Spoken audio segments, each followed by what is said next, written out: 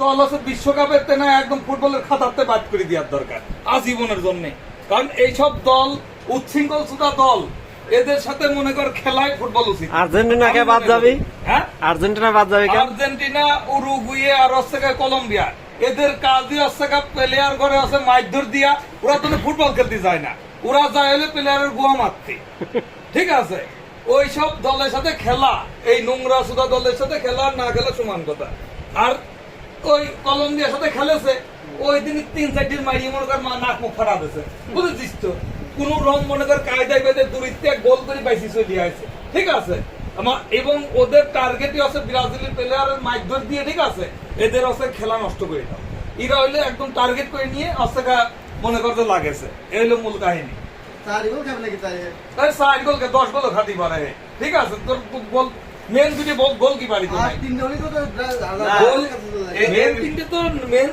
Main দুটি গোল কি পারি তো নাই, তার আগেই মারি ইনজুরি। এর ভিতরে রেফারি আবার দুর্নীতি করেছে, 2 নম্বরই করেছে। আরে রেফারি ওরা তো ঘুষ করে আসি না।